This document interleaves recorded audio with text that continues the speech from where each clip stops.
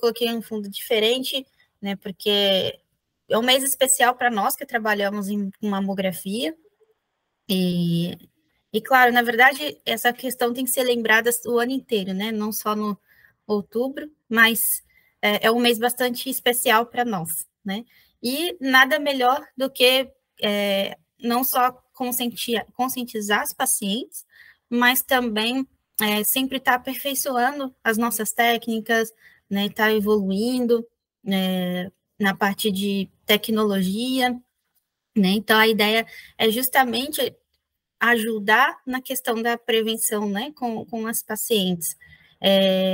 E até lembrei aqui que vocês estavam comentando sobre essa questão da prevenção, né, eu estava assistindo a uma palestra de um dos presidentes lá da Sociedade Brasileira de Mastologia, e ele estava comentando, né, que embora nós temos hoje um índice avançado, né, como posso dizer, um aumento, né, de pacientes que fazem os exames, principalmente entre outubro e novembro, que aumenta de 20% a 30%, né, a quantidade de mamografias que são realizadas, né, nós temos um parque bom de equipamentos, mas ainda assim temos o desafio de levar essas pacientes para fazer essas mamografias, fazer essas biópsias, né, mas o índice de mortalidade tem aumentado, ou seja, muitas delas estão descobrindo tardiamente.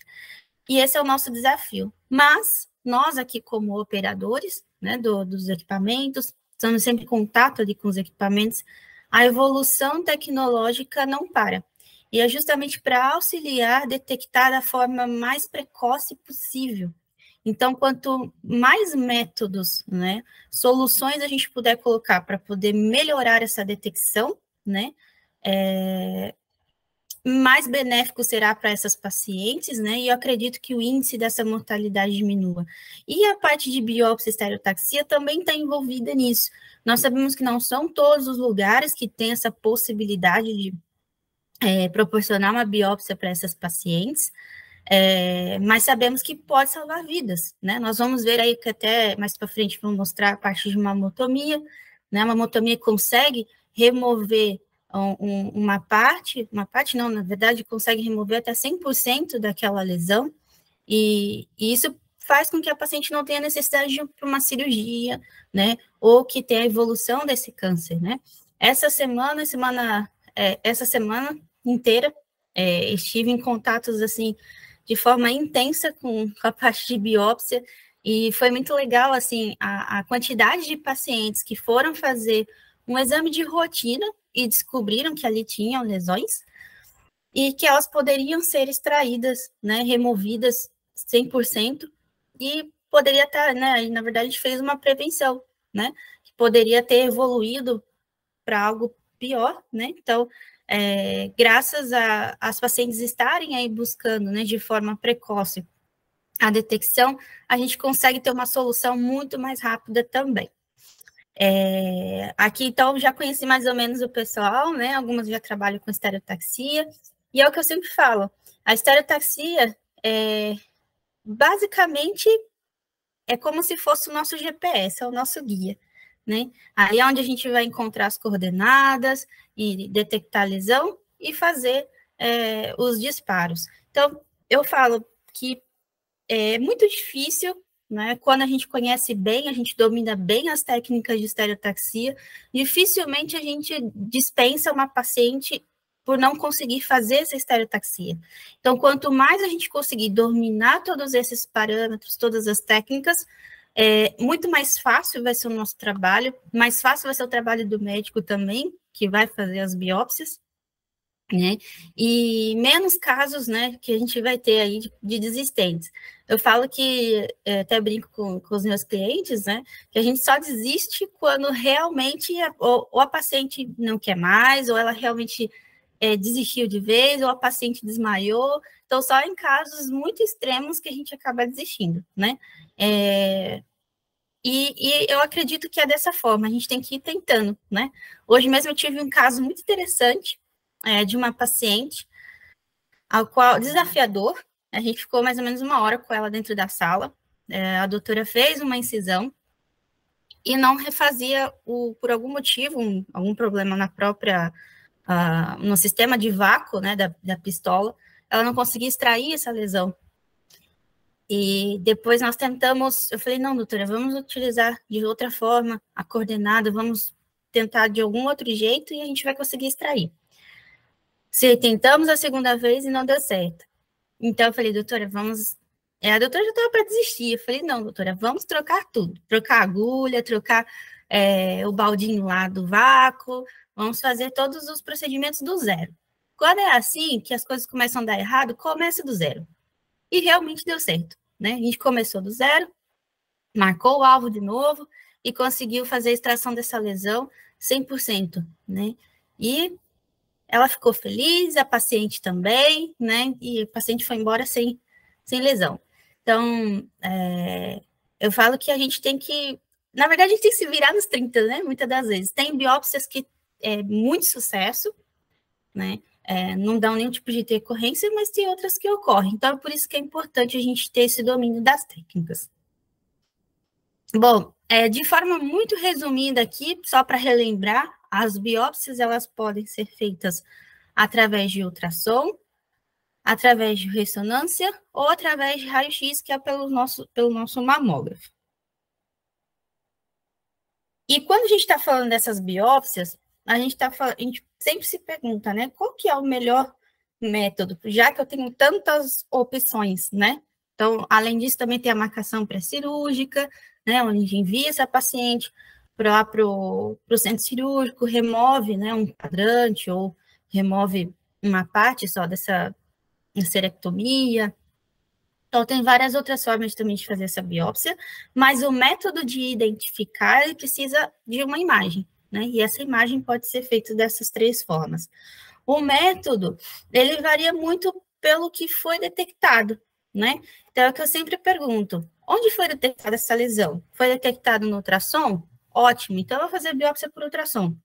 Foi detectada por mamografia? Então, vamos fazer, né, principalmente quando tiver microcalcificação, é muito melhor visualizada lá no mamógrafo. Então, faz a biópsia por mamografia, né, por estereotaxia. Se foi identificado pela ressonância, faz pela ressonância. Mas tudo tem que ser pensado, né, nos métodos. Às vezes, o local, por exemplo, tem uma ressonância, mas eu não tenho a possibilidade de fazer a biópsia por ressonância. E aí a gente acaba fazendo a biópsia, quem tem, né, o equipamento já instalado com a parte de biópsia por contraste, faz a biópsia por contraste, né, lá no mamógrafo. Ou às vezes não tem uma estereotaxia no mamógrafo, faz pela ultrassom, né? Então, depende muito das situações, mas a melhor forma de biopsiar é pelo método que foi identificado. E aí a gente tem que considerar os fatores, né? Como principalmente um deles é a parte de conforto dessa paciente. Né? Então, por exemplo, se eu tenho uma paciente que é claustrofóbica, não faz sentido eu fazer uma biópsia por ressonância, né? Até porque ela teria que ter feito a ressonância anteriormente. Mas existem outras formas, outros métodos de se fazer aí a biópsia.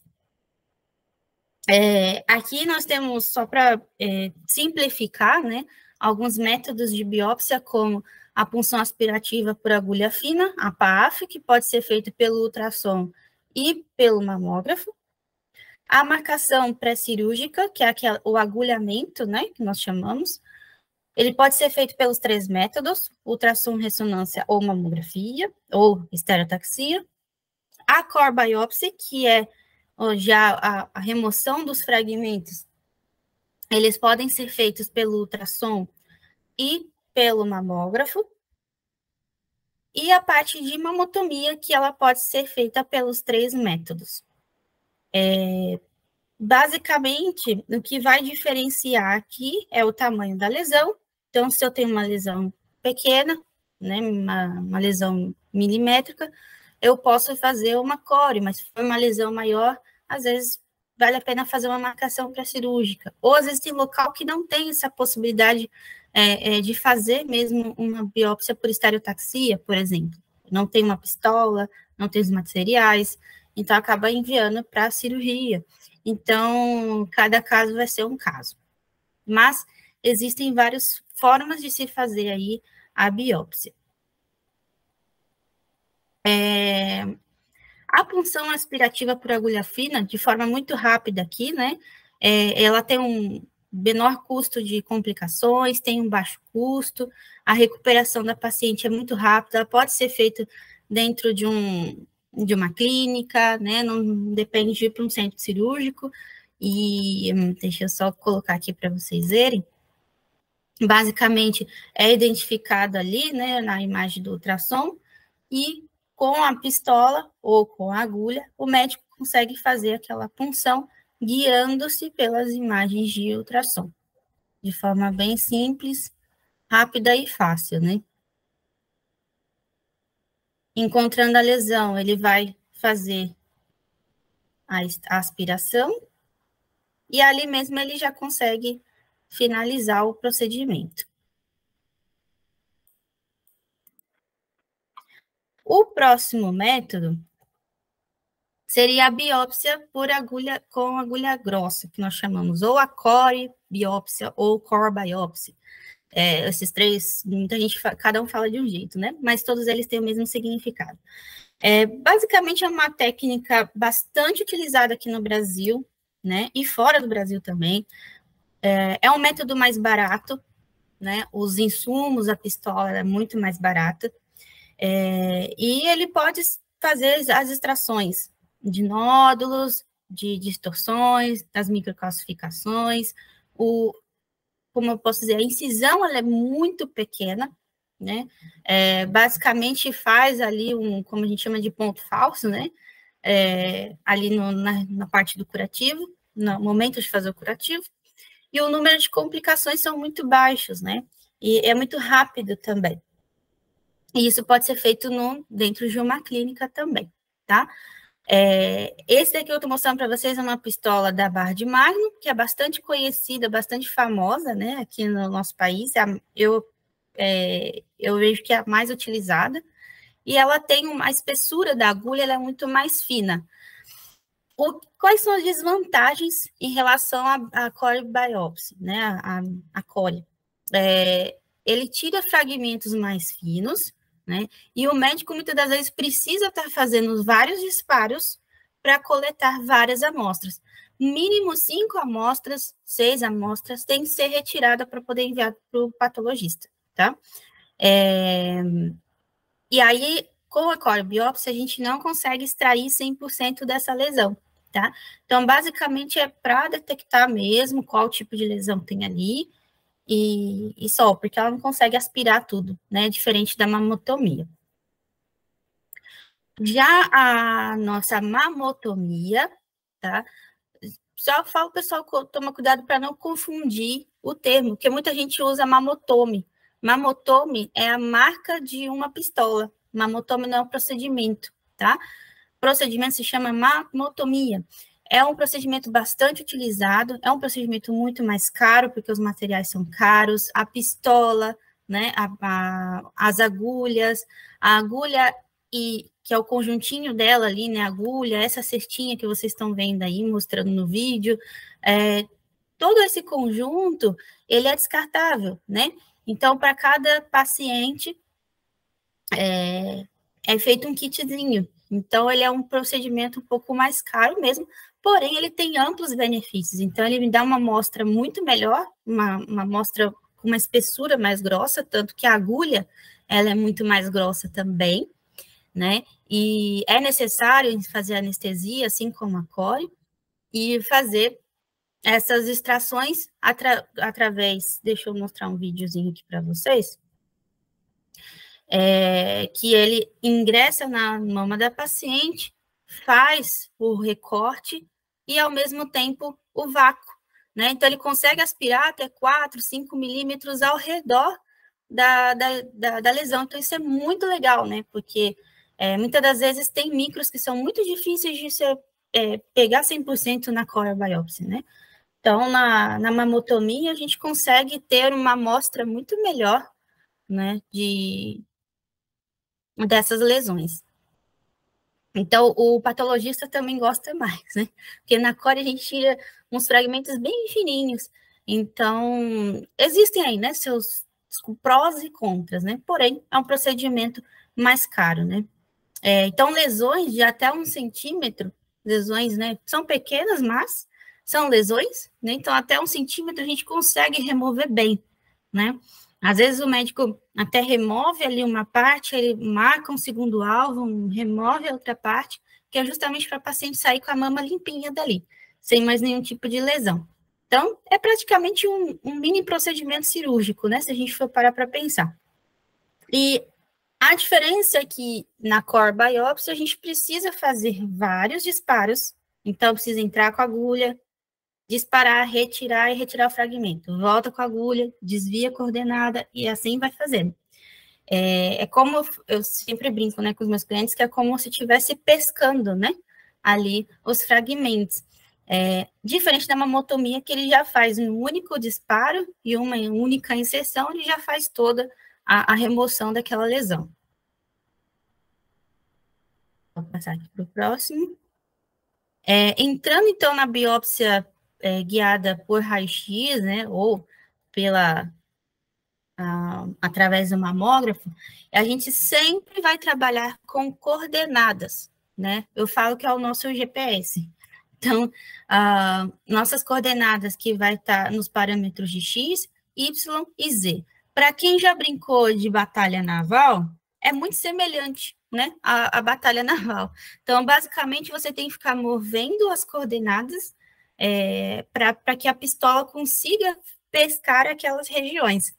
Então, aqui nós temos o ângulo do X, que ele vai fazer como eu posso dizer, a coordenada do lado esquerdo e direito da minha paciente. Vamos imaginar aqui eu, paciente, né? Então, ele vai utilizar essas coordenadas laterais e mediais. Estou imaginando aqui, eu tenho a mama da paciente e eu tenho a parte medial e quadrante lateral. Então, o X, ele vai sempre nessa direção. O Y, ele vai sempre de frente para trás, sentido papila ou mamilo, e sentido parede torácica. Então, ele sempre vai deslizar para frente e para trás. E o Z, que é a profundidade. Eu sei que é um pouco complexo para quem trabalha, né, já com biópsia, entender a questão do Z, porque numa imagem 2D bidimensional, a gente não consegue ter essa visão do nosso Z. É diferente quando a gente faz biópsia por tomossíntese. A biópsia por tomossíntese, a gente consegue ter essa noção de profundidade, porque ele mostra por cortes, né? Agora, na bidimensional, não. A gente não consegue ter essa visibilidade da 3D. Mas, através das coordenadas, fica muito mais fácil de identificar que profundidade está essa lesão. Será que ela está mais próxima da parte superior ou inferior da mama? Ela está mais próxima da pele ou está mais no meio da mama? E tudo vai depender através da espessura dessa mama e desse valor de Z. Então, quando eu falo valor de Z, é a posição da minha lesão. E quando eu falo de espessura, eu estou falando na mama, na espessura da mama como um todo, né? Ela comprimida. Então, só para a gente ter uma noção, essa é a visão que a gente tem, né? Um equipamento em 0 graus, tá? Ele com a imagem Scout, e depois quando a gente faz o mais 15, menos 15. Então, a gente tem a visão de como, se vocês pararem para observar, eu não tenho uma caneta aqui agora, mas se vocês pararem para observar, colocando o dedo na sua frente, você tem uma visão. E quando você angula a sua cabeça, você olha uma outra parte do seu, né, do objeto que está na sua frente. E da mesma forma, o outro lado. Aquele famoso raio-x que a gente faz, né, frente, perfil, é mais ou menos assim que ocorre na estereotaxia. A gente precisa ter essa visão de frente e as laterais para que o equipamento busque, através dessa imagem, através do local onde a gente marca a lesão, ele vai identificar e calcular qual que é a profundidade dessa lesão. Então, a gente depende desse 15-15 em qualquer equipamento. Mandatoriamente, você tem que fazer 0 e 15-15 para obter esses valores de coordenada. Senão, vocês não vão ter esses valores. A biópsia ela pode ser feita, a estereotaxia, pela mesaprona ou até mesmo pelo mamógrafo. Existem vantagens e desvantagens entre uma e outra, tá? A diferença é que na mesa prona, a paciente tem mais conforto, ela não está vendo o procedimento, né? A coisa toda está acontecendo ali debaixo da mesa, e ela está ali e não está vendo, enfim, existe essa vantagem, né? Se ela tem algum um problema com vaso vagal, né, um desmaio, ela vai, né, vai ser muito mais fácil cuidar dessa paciente com a mesa.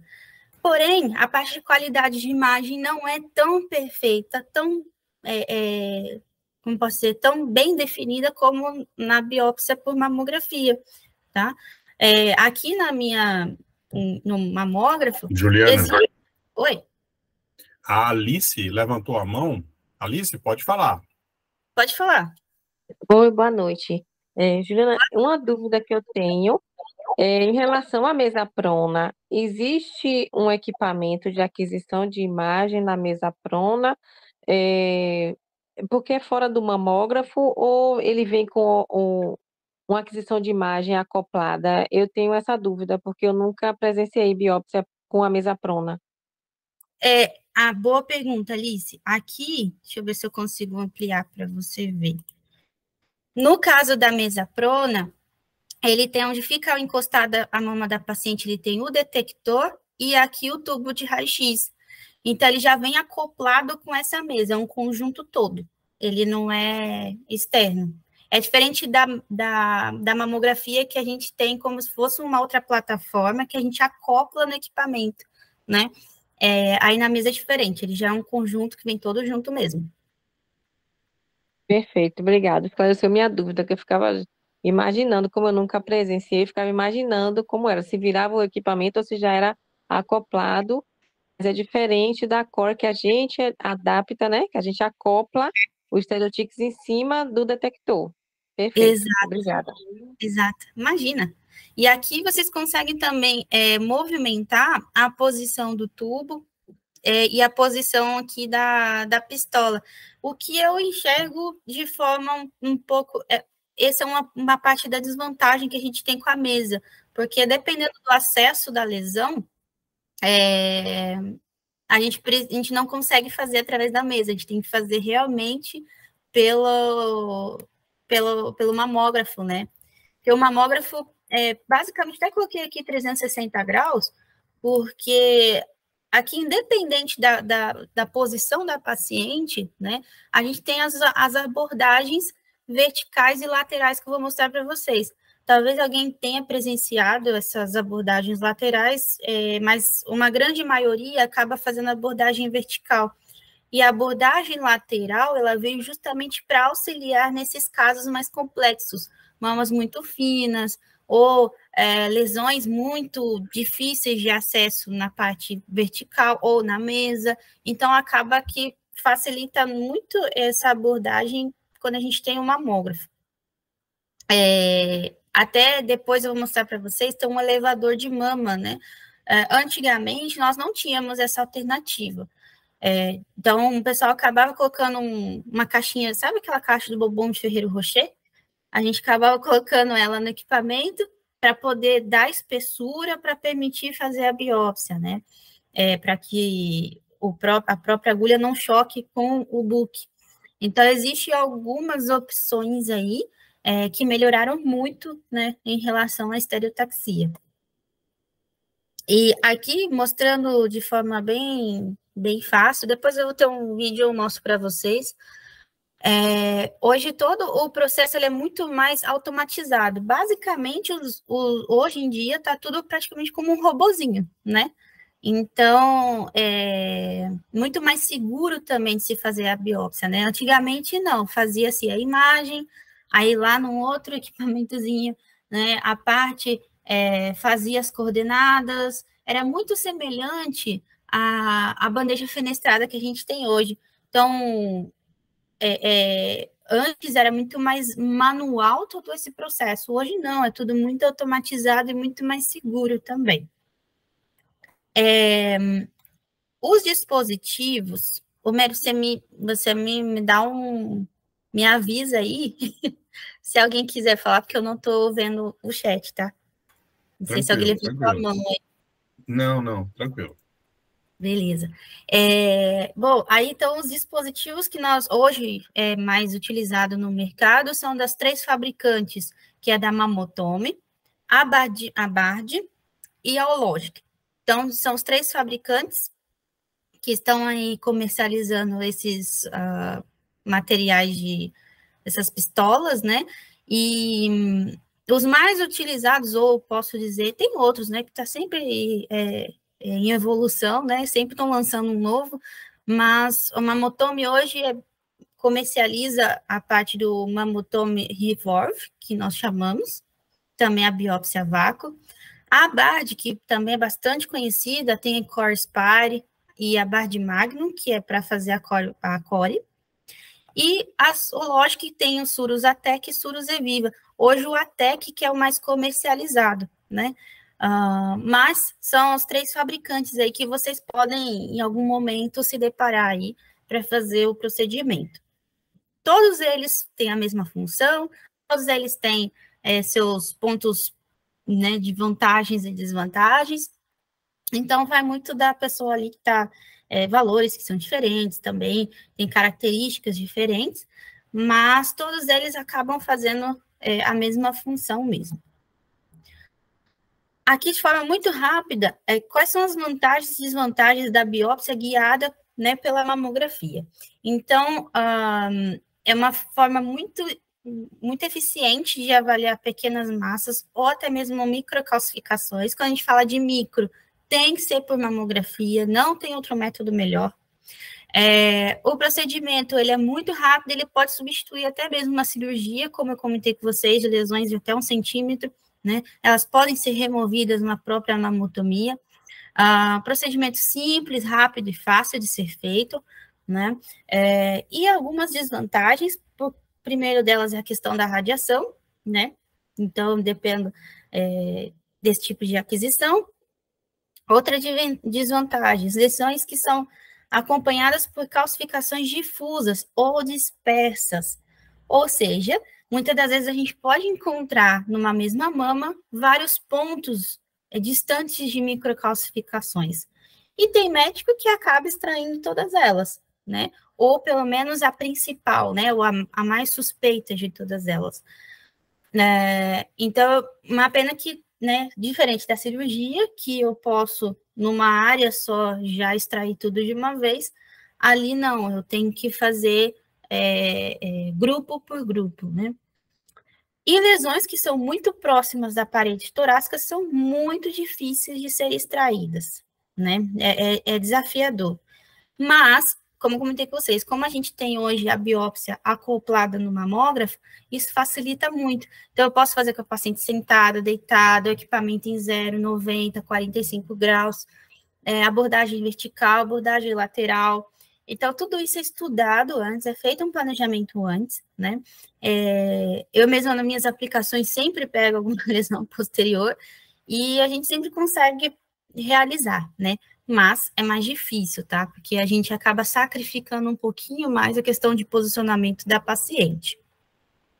Os tipos de abordagem, que eu tô aqui o tempo todo falando vertical e horizontal, né?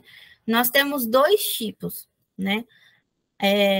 A vertical, que é imagina, né, a pistola e a agulha, né, entrando de pé, e a horizontal, que é quando eu coloco o meu dispositivo deitado, ingressando lateralmente na mama da paciente, tá?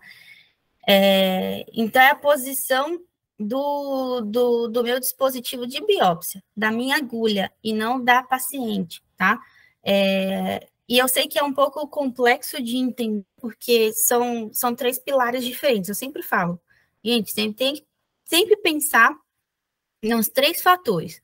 Qual a posição dessa paciente? Ela vai ficar sentada? Vai ficar deitada? A angulação do meu equipamento, ele vai estar em 0, 45 ou 90 graus? E qual vai ser a abordagem dessa minha agulha? Essa minha agulha, ela vai entrar em horizontal ou ela vai entrar em vertical? Então, a abordagem da minha agulha, o ingresso da minha agulha é diferente do que eu uso na abordagem da minha paciente. Ou seja, minha paciente pode estar sentada ou pode estar deitada e eu posso usar qualquer uma dessas duas abordagens. Então, isso é uma grande vantagem que eu enxergo aí na biópsia por mamografia. Então, aqui, ó, só para vocês verem de forma mais clara o que eu estou falando, ó, eu tenho uma paciente deitada, em decúbito aqui lateral, e todo o meu processo está sendo feito de forma vertical, tá? Então, o equipamento está em 0, a paciente está em decúbito lateral, e aqui a abordagem está sendo feita de forma vertical, tá? Ou a paciente também pode estar sentada, e aqui a abordagem em vertical, que é o mais, que o pessoal acaba utilizando com mais frequência. E aqui tem uma outra imagem para exemplificar melhor, decúbito lateral e abordagem vertical. Essa abordagem também pode ser feita de forma lateral, tá? Então, depende muito da lesão. Por exemplo, se eu tenho uma lesão inferior, que esse é o maior desafio, né, que todo mundo comenta, lesões na parte inferior. Dependendo do caso, eu posso deixar minha paciente sentada e a abordagem da agulha, ela vai entrar de lateral, né? Porque a lesão está mais inferior. Ou eu posso fazer a abordagem também lateral, só que com a minha paciente deitada, tá? Então, eu tenho várias alternativas aí de conseguir chegar no meu alvo. Esse aqui é um outro caso, olha lá, ó, paciente sentada, e aqui a abordagem sendo lateral. Ou paciente está sentada, o meu equipamento, o aparelho, o mamógrafo está angulado em 90 graus, e a minha abordagem, né, parece que é vertical, mas não é. Ela está como lateral, tá? Ela está nessa mesma posição que esse aqui. A diferença é que o equipamento está virado em 90 graus. Então, tudo isso tem que ser muito bem pensado e estudado antes de fazer a biópsia dessa paciente. E aqui, então, o que eu estava querendo mostrar para vocês é que lesões que estão muito inferiores, né? Lesões que estão muito próximas na parte posterior da mama da paciente também, elas podem ser feitas com abordagem horizontal, igual mostra aqui na minha imagem, tá? E também lesões que estão muito superiores, para não ter problema de rasgar a pele da paciente, né, e tudo mais, a gente pode fazer esse mesmo procedimento em lateral. O pessoal aí que é do IMEB pode até me confirmar isso, né? O doutor Felipe, que faz bastante biópsia lá, ele faz todas as pacientes em abordagem horizontal, né? Praticamente, com certeza vai ter uma ou outra que ele faz vertical, mas a grande maioria ele acaba fazendo assim, em horizontal. Então, uma vez, até fui lá para poder acompanhar e ver como que ele faz o procedimento. Então, ele fica lá, sentadinho, do lado da paciente, conversando com a paciente, e ele leva de uma forma tão simples e fácil, né, e leve, que ele consegue, em poucos minutos, fazer toda a extração ali. Então, ele já está bastante acostumado, né, a fazer a abordagem horizontal.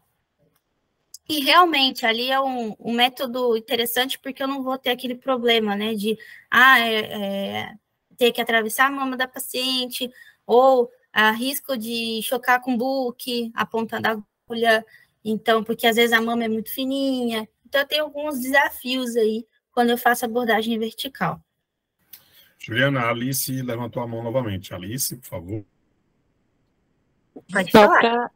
Oi, só para tirar uma dúvida. Na abordagem horizontal, o compressor, ele muda a abertura para essa abordagem horizontal ficar livre?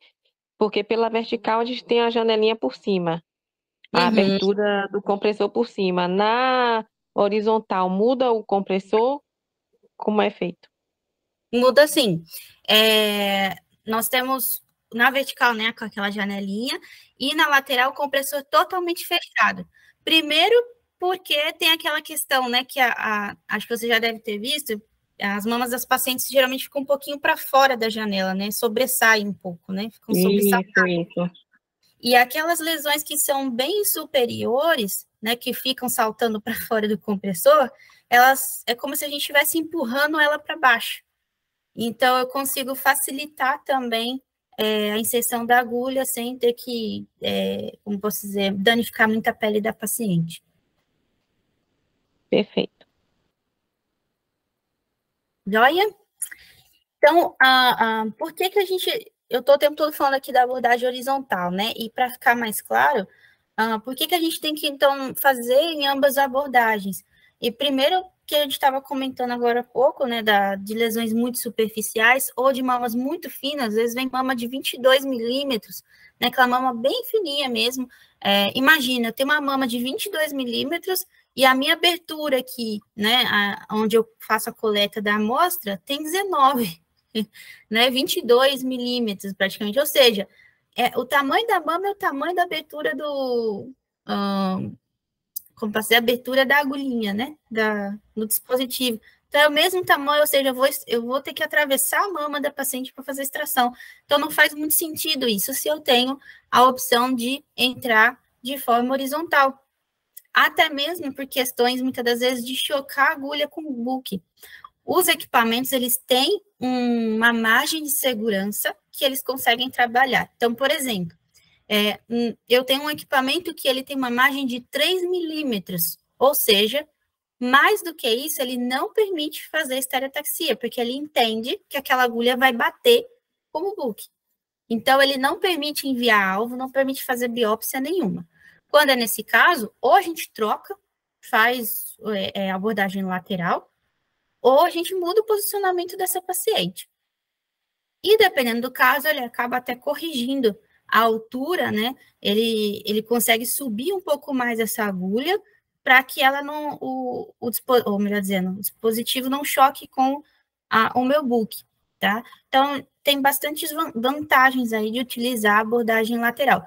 Principalmente quem está trabalhando com biópsia por tomossíntese ou biópsia por contraste,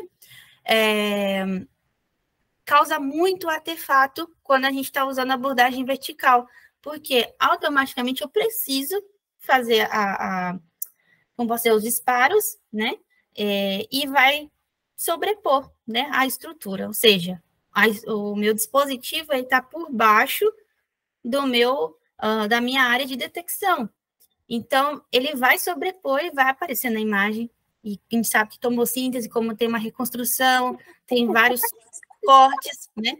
Acaba aparecendo aí um pouco de artefato na imagem.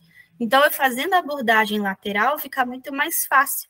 E menos artefato eu tenho na imagem também. O que facilita bastante.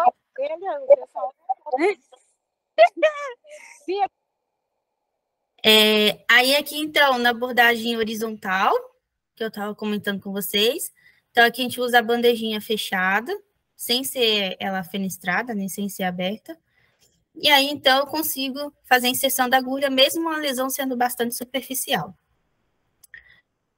Aí, nós vamos, então, entrar na parte dos steps do procedimento de estereotaxia. Os steps que eu falo é o passo. Primeiro de tudo, e que isso é crucial, importante, cada fabricante tem uma forma diferente, é de fazer a calibração do meu equipamento. Juliana, é um negócio chato. Eu sei, é chato. A gente tem que fazer todo dia. O peso mais cresce, entendeu? E eu cansei de fazer peso normal, aumentei meus pesos sim. Perdão. É que a Késia tá malhando e assistindo aula ao mesmo tempo. Tá. Ok. Ainda bem que ela não está me xingando, porque às vezes acontece dos alunos abrirem o áudio e me xingarem, Juliana, mas está tudo bem. Olha, ainda bem. Mas, bom, voltando aqui tá, a questão da calibração, é importante fazer, porque de um dia para o outro, lembra que é um dispositivo que é acoplado no meu mamógrafo. Ele não faz parte dele ali. A gente precisa retirar e colocar todos os dias. Então, nesse retira e coloca, o meu equipamento pode perder essas coordenadas. Coordenadas que eu falo é X, Y, Z. Ele pode perder esse cálculo. É raro? É muito raro, mas pode acontecer. Então, é melhor acontecer isso na calibração do que acontecer com a paciente, né? E muitas das vezes pode acontecer ali de paciente, por exemplo, o médico fala que não está chegando na lesão. Pode ter vários outros fatores, como pode ser que o equipamento também está descalibrado. Então, toda vez que for fazer a estereotaxia, naquele dia da estereotaxia, faça a sua calibração para você se certificar de que realmente ele não perdeu os cálculos, tá? É como que eu digo, para não perder o nosso GPS aí, tá? Aqui, então, nós temos os materiais, né? Importante, antes de tudo, já deixar tudo preparado na sala, né? E é o que eu falo, se a gente trabalha de forma sincronizada, já tem todo o passo a passo ali, né? Facilita muito, agiliza, né? O tempo fica muito mais rápido e é menos doloroso para a paciente, né? Porque não tem coisa pior do que o paciente ficar ali por 1 hora comprimida, né, fazendo biópsia, né? É um pouco torturante isso para a paciente. E muitas das vezes, ou por falta de destreza mesmo de quem está fazendo a biópsia, ou muitas vezes porque não está sincronizado, né? Então, se a gente deixar tudo pronto, já tudo certo, com todos os, na nossa cabeça, né, com todos os passos já de forma correta, o procedimento fica muito mais rápido, tá? Então, mandatoriamente preciso ter as luvas, preciso ter um bisturi para poder fazer uma aberturinha ali, né? Para conseguir passar com agulha, principalmente quando a gente está falando de agulha de mamotomia, que é uma agulha mais grossinha, os materiais de curativo, álcool, gaze, as guias, os suportes de guias, isso é muito importante, porque são eles que dão sustentação para a sua agulha, né? Se não tiver ali, é o que eu sempre falo para o pessoal que vou fazer a aplicação. Gente, sem guia, esquece, é uma peça do tamanho de uma moedinha, mas ela é super necessária e super importante, é uma das peças mais importantes que a gente tem. É ela que dá sustentação para a nossa agulha para não ficar dançando dentro da mama da paciente, tá? E o potinho das amostras, né, também que é importante. Quando vai fazer a imagem da peça, geralmente cada um faz de um jeito, né? Mas eu geralmente gosto de usar esse pacotinho da luva, né? Esse papel que fica no pacotinho da luva, eu gosto de usar ele. Então, eu coloco as amostras, um pouquinho de soro para umedecer o papel, para não colar, né? Com as amostras, que a amostra vai secar e o sangue, quando seca, ele fica grudado mesmo. Então, eu gosto de colocar um pouquinho de soro, coloca ali os fragmentos e pronto. Não dá artefato de imagem, pode fazer as imagens depois tranquilamente. E aí, então, sempre tem que checar a parte dos acessórios. Então, cada fabricante tem os seus respectivos acessórios. Eles são muito importantes, tá? Então, eu preciso dos acessórios para dar suporte, para dar sustentação para a minha pistola, e a sustentação também para as minhas guias. Então, eu preciso desses suportes das guias e das guias para poder dar sustentação para a agulha. Ou seja, é uma coisa acoplada na outra e uma coisa segurando a outra, tá? E sem elas, gente, não dá para trabalhar, definitivamente, tá? Aqui, então, o planejamento, todo o step, né? O primeiro deles é fazer o planejamento, e eu falo que o planejamento é fundamental. Um planejamento bem feito é uma biópsia bem feita, tá? De bastante êxito. Definir qual abordagem, se vai ser, a agulha vai entrar horizontal ou vertical, se a paciente vai estar sentada ou se a paciente vai estar em decúbito lateral e todos os materiais. Depois disso, orientar o paciente, informar como vai ser todo o procedimento. E aí, então, a gente vai ter que fazer a imagem em 0, que é o scout, para localizar se a lesão está dentro da janelinha, né, dentro do local que precisa ser feito, e fazer os scouts mais 15 menos 15 para conseguir calcular as coordenadas de X, Y, Z.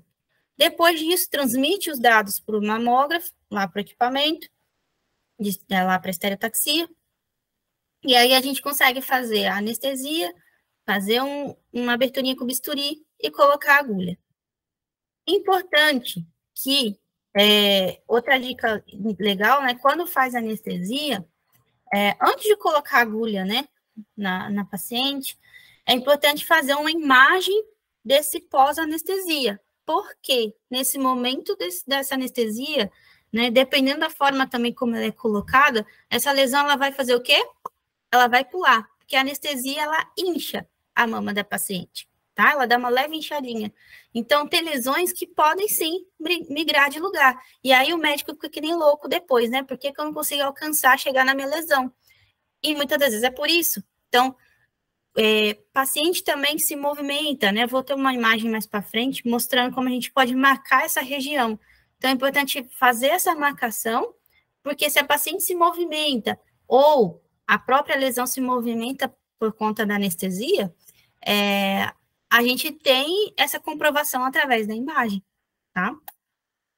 E depois disso, aí sim, insere a agulha na paciente e a gente vai fazer uma aquisição de pré-fire.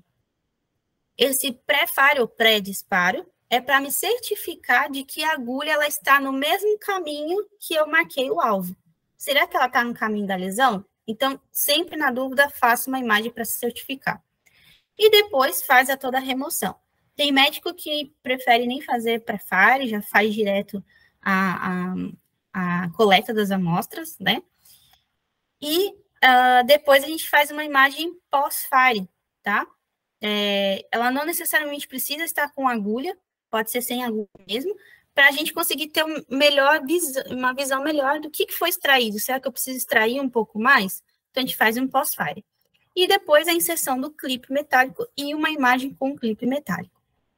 Aí, então, eu tenho as imagens dos fragmentos que são realizados, o curativo na paciente e a separação desses fragmentos em 2 potinhos, tá?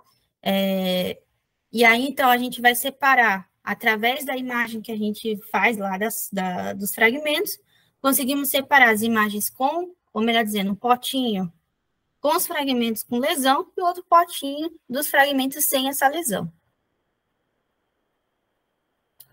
Então, só a título de curiosidade, que eu queria mostrar para vocês é a diferença. Olha o tamanho do fragmento da core e olha o tamanho do fragmento da mamotomia, tá?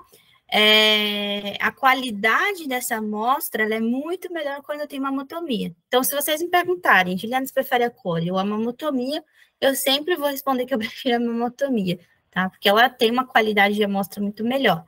Às vezes, aqui na core, ela não vem inteira, bonitinha, às vezes ela vem em pedacinhos, né?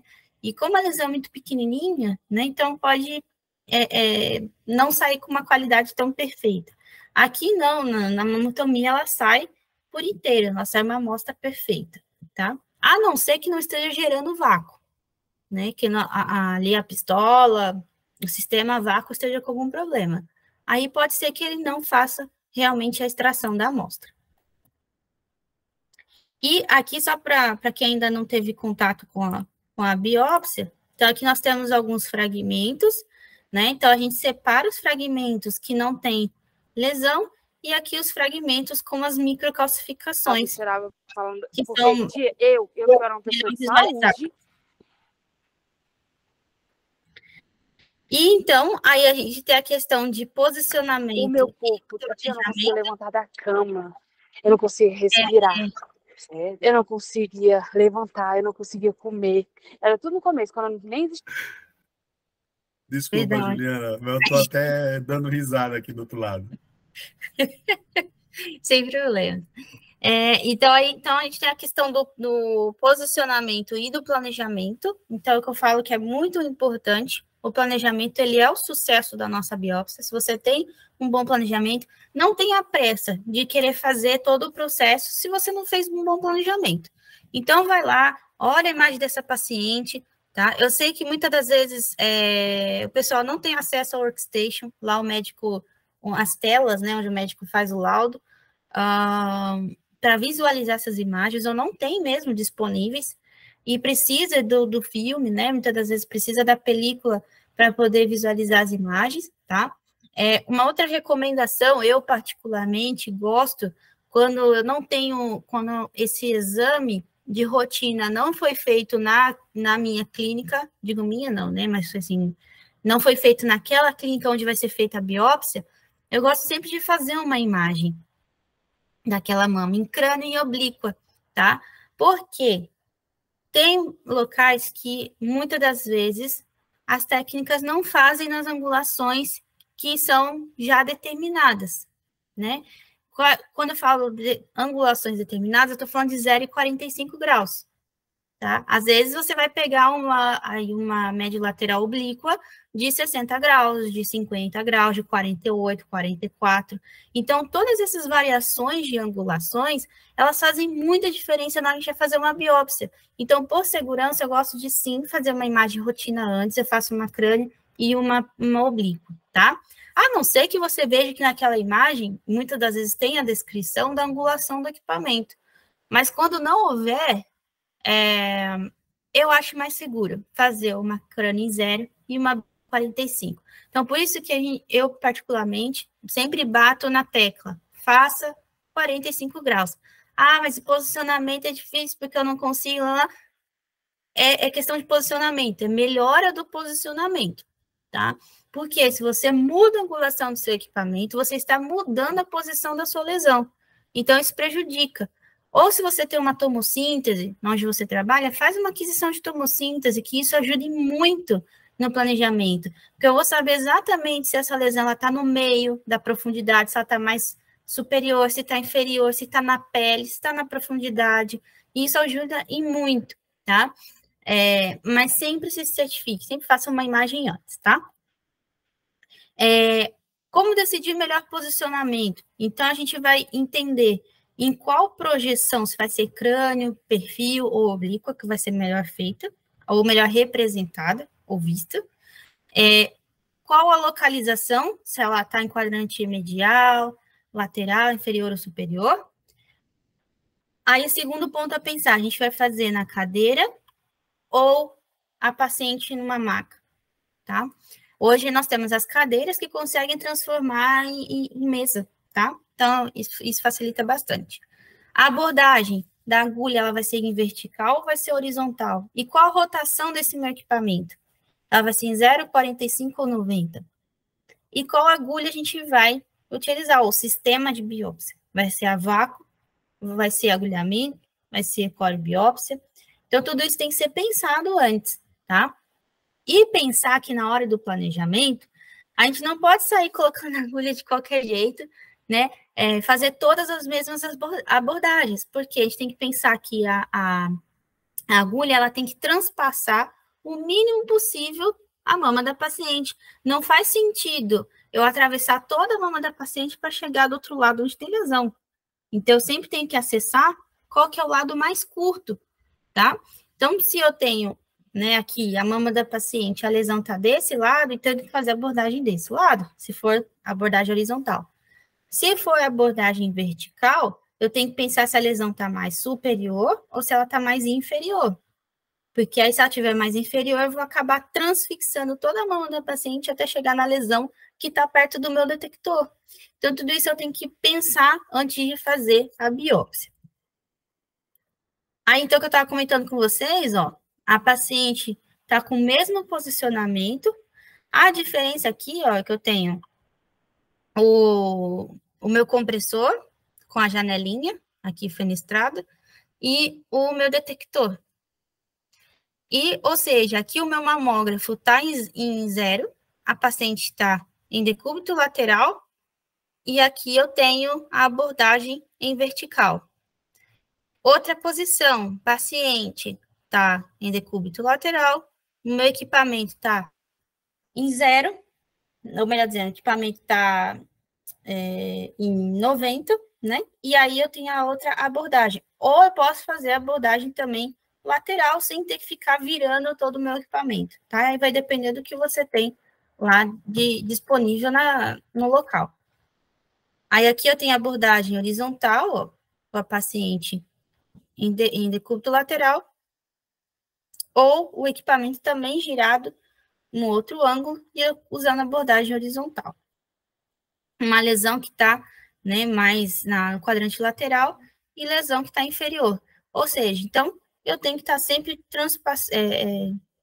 não transfixar a mama da paciente, né? Caminhar o menos possível dentro da mama da paciente. Aqui eu tenho um caso, o primeiro caso, onde... Opa! Aqui. Então, eu tenho uma lesão superior-lateral. A abordagem da paciente, né? Aqui do posicionamento, né? Então, a paciente vai estar em decúbito lateral. E o raio, ele vai sempre de superior para inferior. E aqui a agulha, ela vai estar em abordagem vertical. O equipamento em 0 graus, tá? Também poderia ser feita a abordagem lateral? Poderia. Então, como mostra aqui, eu posso estar mudando o bracinho lá, né, do meu equipamento, ou melhor dizendo, da onde vai inserir a pistola, e fazer acesso horizontal. Então, aqui eu tenho duas opções, gantry 0 ou gantry 90. Então, tudo vai depender da forma que fica mais adequado o posicionamento. Tem posicionamento que realmente é horrível, não tem como fazer, vai ser ruim para o paciente, vai ser ruim para quem está fazendo a biópsia. Então, às vezes, é melhor utilizar outra alternativa. Outro caso aqui interessante, paciente em decúbito lateral, a abordagem horizontal. A única coisa é que aqui eu tenho a cabeça da paciente, né, que está... Mas, enfim, mas o equipamento estando em 0 não tem problema. E aí a abordagem está sendo feita de forma lateral ou horizontal. Também eu tenho aqui em decúbito lateral esquerdo, a abordagem está sendo feita de horizontal e o gantry 90. É mais difícil, mas é possível, tá? E uma lesão que está super lateral, ó. Outro casinho, lesão bastante superficial. E aí eu tenho duas alternativas. Paciente sentado, abordagem vertical, o gantry em 0 graus, a incidência crânio-caudal, e a agulha vai entrar, né, de superior. Ou seja, abordagem vertical, a agulha vai entrar de cima. Ou o paciente sentado com a abordagem lateral. Se for uma mão muito fina, né, a gente vai utilizar a abordagem lateral. Vocês, dependendo da espessura, vocês podem até colocar alguma coisa embaixo, algum suporte, para poder aumentar a espessura da mama, ou seja, o equipamento vai entender que aquele suporte que você colocou, ele também faz parte da mama, tá? Para não ter que chocar a agulha com o buço. Juliana? Sim. Você já fez alguma abordagem horizontal pela parte medial da mama, ou essa abordagem horizontal ela é mais para a parte lateral da mama? Pode ser medial ou lateral, tanto faz. O que ficar mais próximo da lesão. Ok. A diferença, Alice, é que você vai ter que girar. Não sei se você está conseguindo imaginar aí na sua cabeça. Deixa eu só colocar aqui na imagem. Aqui eu tenho o meu lado esquerdo do mamógrafo. Aqui onde está a pistola. E do outro lado eu tenho o lado direito do meu mamógrafo. Então, aqui no caso, a lesão estava bem mais lateralizada, tá? Mais quadrante lateral, né? Que aqui ela está fazendo mama esquerda, quadrante lateral. Se fosse quadrante medial, eu tenho uma possibilidade, sim, de deslocar essa parte aqui da minha pistola lá para o outro lado, para o lado direito do meu mamógrafo. Então, A minha dúvida era essa, se ele conseguia fazer essa rotação para os dois lados, para o lado direito e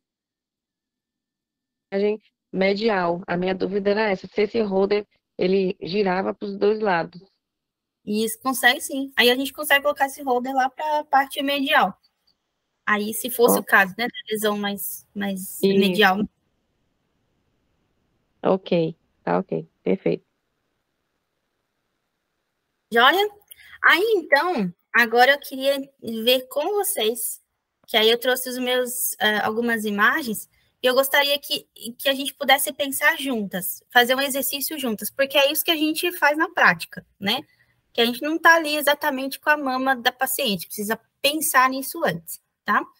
Então, vamos supor que eu tenho aqui um caso onde eu tenho uma lesão que está lateral, um quadrante. Estou falando aqui já, né? E aí eu pergunto para vocês, qual que vai ser o posicionamento? Vocês podem dar palpite aí, pode chutar. Qual vai ser o posicionamento dessa paciente? Essa agulha ela vai entrar vertical ou horizontal? E esse equipamento vai estar em qual angulação? 0, 45 ou 90? Pessoal, a partir de agora, microfones abertos, não precisa levantar a mão. Só não falem ao mesmo tempo, tá bom? Kézia, agora pode ligar o microfone à vontade, tá certo? Que agora é a hora de falar, tá? Valeu.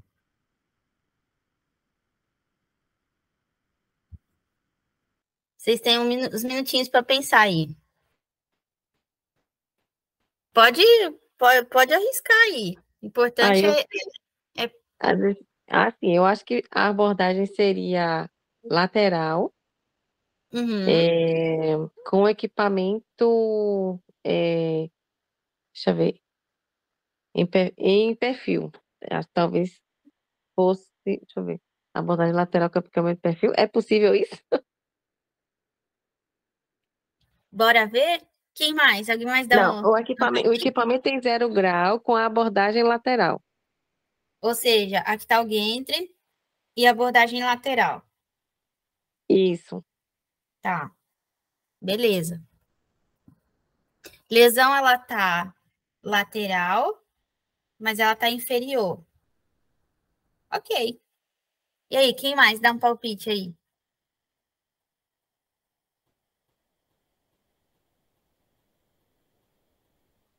E aí, Elisandra, né? Agora ninguém quer falar, né? Olha. Vamos lá. Então, nós temos duas formas de fazer esse caso, tá? A paciente, ela pode estar em decúbito esquerdo, né? Para não ter sobreposição de mama. A abordagem, ela pode ser feita em vertical e o Gantry em 0 graus, tá?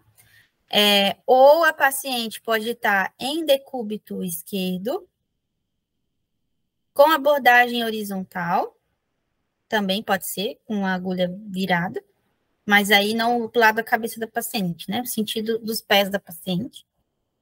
E a agulha, ela vai entrar de inferior, porque aí lembra que a lesão está aqui inferior? Então, ela vai entrar mais próximo, né? Que está aqui na parte inferior. Também, esse mesmo caso, ele pode entrar lateralmente, né? Também pode ser, paciente em decúbito lateral.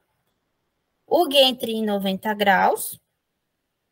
E a acesso estaria em horizontal, mas ele vai entrar assim, de superior, o que eu acho mais complexo, tá? Mais difícil. Ou eu tenho também a paciente sentada, como bem descreveu a Alice, né? Sentada. Aqui o equipamento em 0, então a incidência seria crânio-caudal. E aí o acesso lateral, abordagem lateral, o que seria mais simples, ao meu ver. Ou a paciente também, o Gantry virado em 90 graus, porque tem gente que não gosta de usar acesso horizontal, gosta de usar tudo em vertical. E aí o equipamento estaria aqui, né? Representa o Gantry. E aqui debaixo do Gantry, ó, estaria o acesso vertical. É um tanto complexo e confuso, né? Aparentemente. Mas tem que pensar sempre na posição das três coisas, né? Do posicionamento, da agulha e do Gantry. Aí eu tenho, olha só, tem um caso interessante aqui. Tem uma mama, lesão na junção dos quadrantes.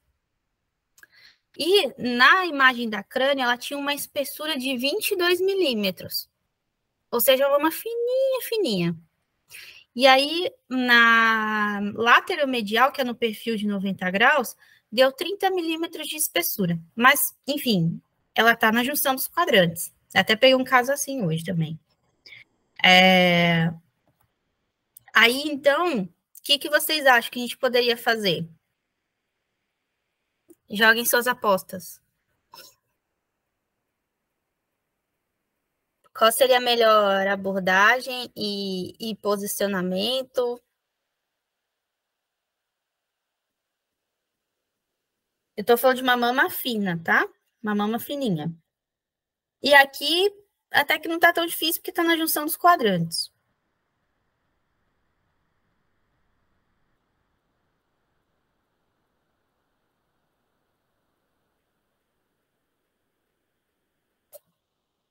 Algum palpite? Silêncio, silêncio. Agora ninguém quer falar, né? É, E aí, Romero, Bom, arrisca alguma? eu a vou Alice quer arriscar. falar, a Alice quer falar. Pessoal, Eu- aproveitem, porque fazendo essas simulações é o momento de vocês serem corrigidas e corrigidos por um especialista na área. Então, se amanhã se você tiver esse procedimento, você vai lembrar, né? De algumas dicas, certo? Vamos lá, Alice. Assim, eu não lembro todas as referências que Julie deu, mas eu iria pela aquela que dá a espessura de 30, né? 30 milímetros, foi isso? Que me daria uma margem de segurança maior. Eu acho que seria uma abordagem, e para estar na junção dos quadrantes, mas a mama é muito fininha, Uhum, talvez pelo endecúbito, deixa eu ver, paciente deitada uhum. em decúbito, deixa eu ver, decúbito lateral, abordagem pela parte lateral, não sei, a que me desse mais margem de segurança. Pelo que Ok. eu me lembro que você falou, eu acho que não, a lesão estava mais superior, não é isso? Superior estava 20, isso? Em crânio caudal, a mama tinha 22 milímetros de espessura na imagem da crânio. 22. Então eu não faria pela crânio. Eu faria com a paciente em um outro posicionamento, no lateral. Que no lateral dava 30, não é isso? Você falou? Uhum, exato. Então eu faria pelo lateral, com a paciente talvez deitada, não sei, ou deitada ou sentada, enfim, mas eu não faria pela crânio. Boa, muito boa, Alice. O benefício da gente fazer esses posicionamentos em perfil 90 graus ou 45 é justamente porque ela consegue dar uma aumentada na espessura da mama. Ou também, que é bem interessante, em caso que a gente não tenha lá abordagem lateral, ou eu não tenho elevador de mama, né? Eu consigo colocar como se fosse uma fita em volta dessa mama da paciente, com a finalidade de dar uma engordadinha na mama dela. Então, quando eu passo essa fita na mama dela, automaticamente a mama dela dá uma juntada e eu aumento a espessura dessa mama, né? Isso falando de crânio caudal, tá? No equipamento em zero, crânio caudal. Eu consigo fazer desta forma. Ou eu posso fazer de outra forma também. Então, aqui mostra que eu posso estar com a paciente em decúbito lateral, e é isso mesmo, Alice, como você falou, abordagem em horizontal, tá? Show. Agora eu E só não entendi essa fita. Como é essa fita aqui? É uma fita tipo dupla. Como é essa fita? Eu não entendi essa fita que passa para poder dar uma espessura maior no crânio. sabe aquela fita crepe que é bem grossa a espessura dela? Sim, sei. Sim. Você pode passar uma fita, enfim, você pode passar em volta dessa mama dessa paciente, deixa ela meio que colada no book, você vai praticamente colar a mama da paciente, né, no book. Mas você vai conseguir fazer de uma forma que a mama dá uma engordadinha. Ou faz aquela questão, né, põe um outro, como posso dizer, uma caixa de bombom de Ferrero Rocher, pedaço de isopor, enfim, alguma coisa debaixo dessa mama dessa paciente. No caso aí, até daria certo colocar algum suporte embaixo da mama, porque a lesão, ela tá no meio, bem no meio da mama mesmo. Tá na união desses quadrantes. Então, acho que daria certo. Talvez não daria certo se fosse muito inferior. Aí a gente ia ter que transfixar toda a mama da paciente para poder chegar nessa lesão. Mas é uma alternativa também, daria para fazer. Ok, entendi. Aí, na verdade, o que vai determinar, né, é o valor de Z, que é a altura da lesão. Nesse mesmo caso, ainda na união dos quadrantes, eu tenho a outra alternativa. Então, paciente decúbito lateral e fazendo abordagem horizontal, porque lembra que a abordagem horizontal ela é interessante para essas mamas fininhas, né?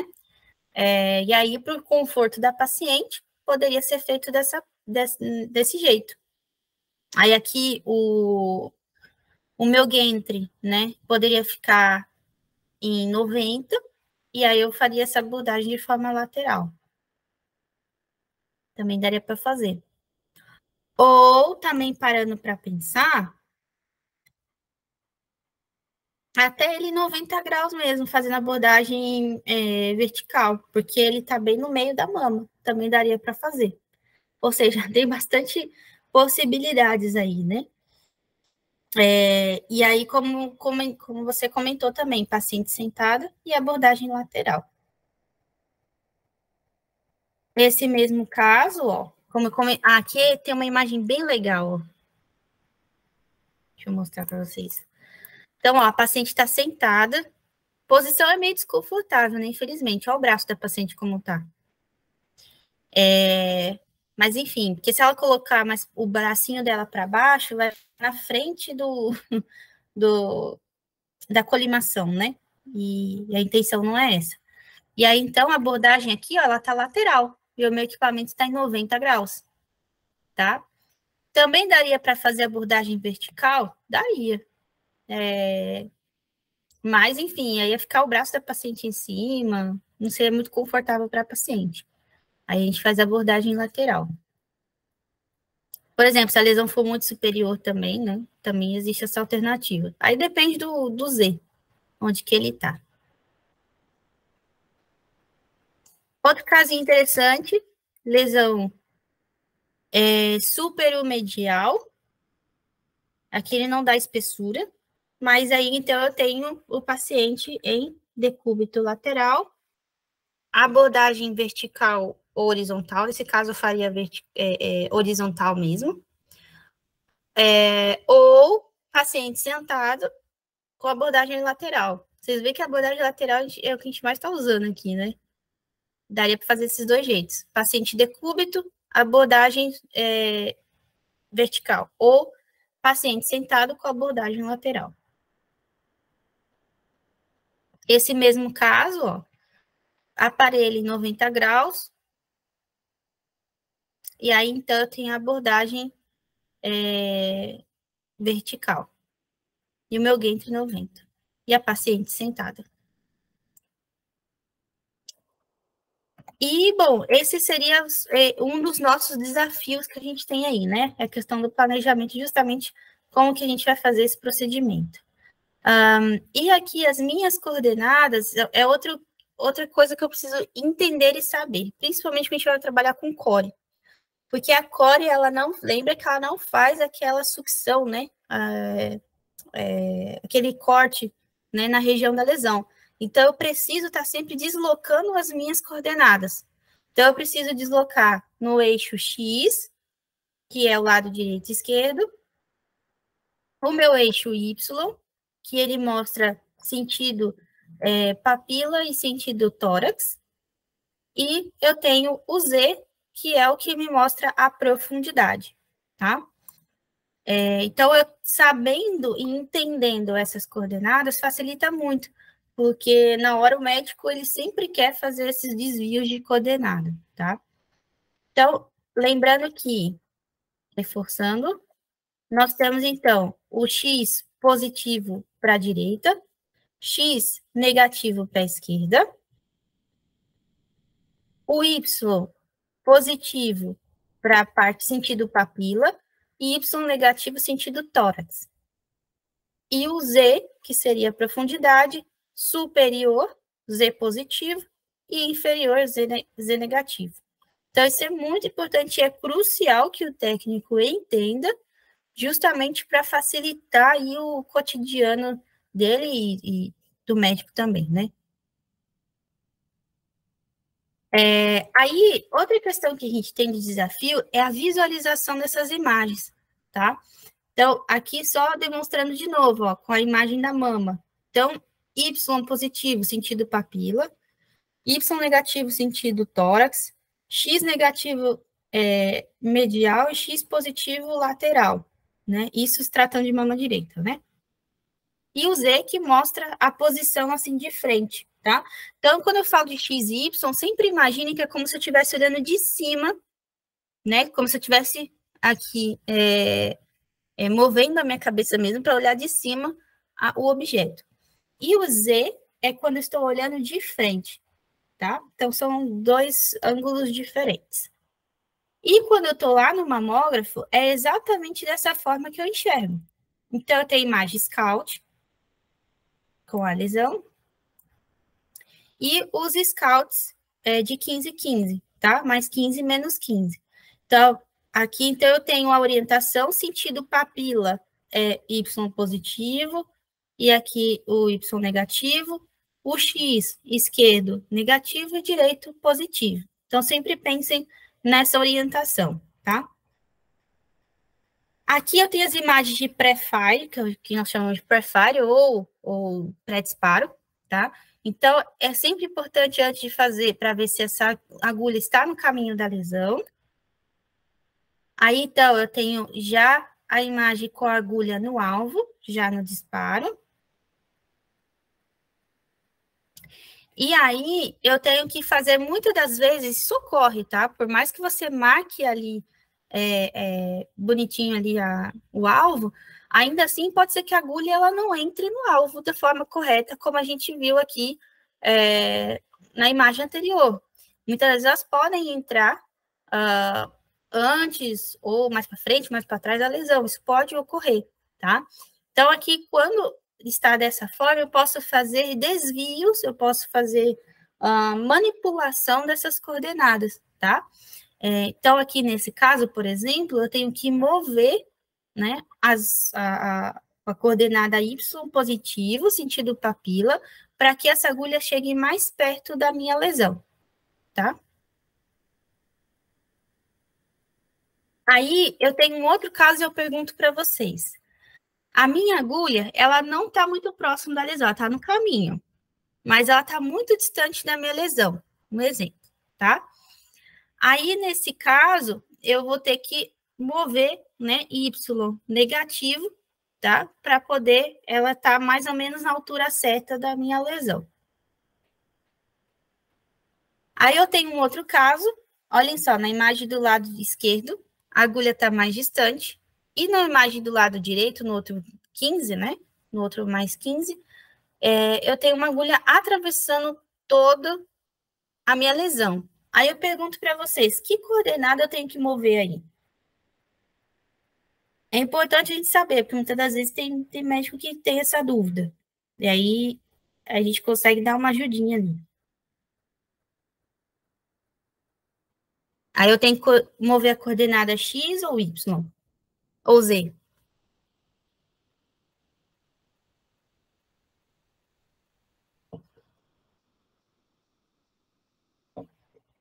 Eu acho que nesse caso mexeria um pouquinho no.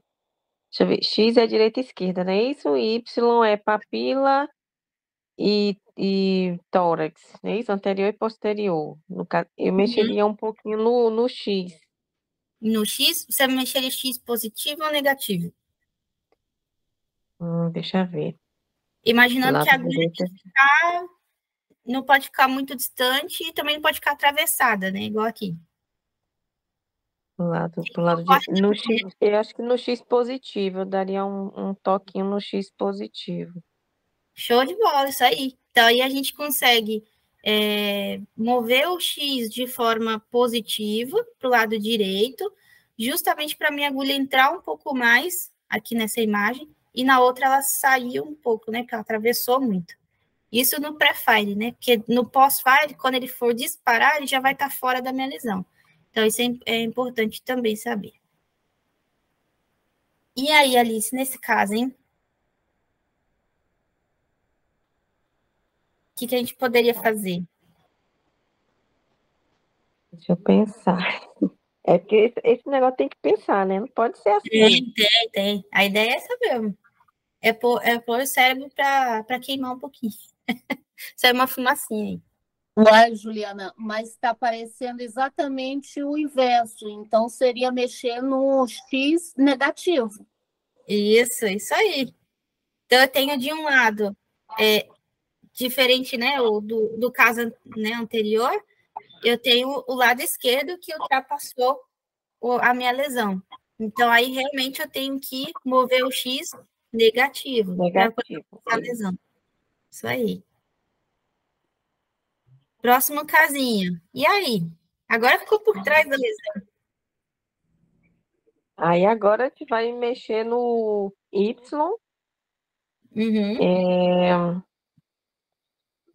Positivo.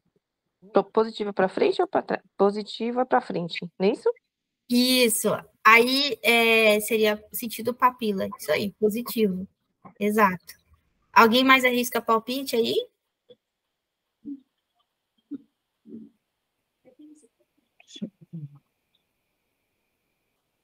Ou todo mundo concorda Pode aí? mexer dois? Pode mexer dois? Pode mexer no X e no Y? Pode. Sim. Então eu mexeria um pouquinho no Y, ou no Y positivo e no X negativo. Ok, boa. Isso aí mesmo. Então, a gente vai ter que mover a agulha sentido papila, que é Y positivo, e aqui, ó, a gente já transpassou, né? Então, a gente também teria que mexer no X negativo, um pouquinho mais para a esquerda, para poder ficar no local certinho, né? Quando fazer o disparo. Eu ia falar uma coisa aqui. Bom, daqui a pouco eu lembro o que eu ia falar. Outro casinho. Aparentemente está ok, mas ainda está um pouco distante da lesão. A gente poderia estar um pouco mais próximo, né? Digamos assim.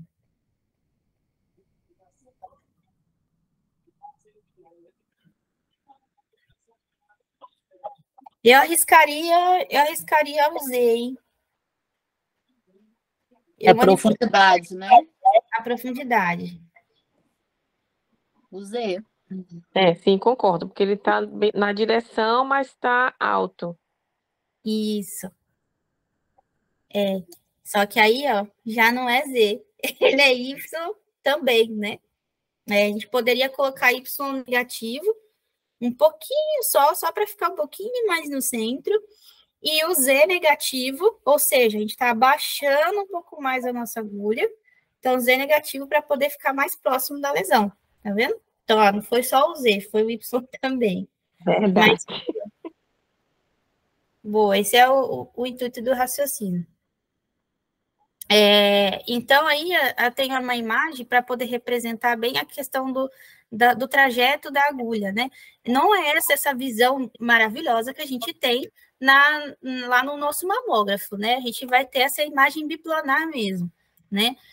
Diferente como você já tem a biópsia por tomossíntese, que aí facilita muito mais, né? Então, eu não preciso ficar pensando tanto, né, nas coordenadas. Mas é só para vocês verem. Então, aqui eu tenho uma agulha, essa é a forma que ela realmente aparece, como ela fica na mama da paciente, tá? Então, aqui eu tenho a ponta da agulha, a minha lesão, o caminho dessa agulha e a distância do Z até o meu book, tá? E aí eu comentei com vocês da margem de segurança em relação ao meu book, porque por questão realmente de segurança, ele não vai deixar, né, a agulha bater no book, tá? A não ser que você queira se aventurar e abaixar o Z, né? Você vai acabar mesmo chocando com o book, com o detector. Aí, olhando na parte horizontal, né? Eu continuo com as mesmas coordenadas, X negativo positivo, Y negativo positivo, sentido papila, torácica, e Z positivo para cima e Z para baixo. As imagens em Scout, I mais 15 menos 15. E essa, olha só que diferente, essa é a imagem que a gente tem no pré-disparo quando eu estou fazendo a abordagem lateral, tá? Ela vai aparecer assim mesmo, ela não vai aparecer uma de cada lado, ou ao contrário, né, opostas. Elas vão aparecer no mesmo lado, tá? Então, aqui eu tenho o trajeto, né, da lesão. Aí, então, eu vou precisar mover um pouquinho mais, se estiver muito distante, né, mover um pouquinho mais a agulha no sentido do X positivo, para que ela chegue no meu alvo na hora do disparo. Aí eu tenho esse outro casinho aí, ó. Que palpite vocês arriscam? Isso no pré-disparo, não disparou ainda, ela já está dentro da lesão.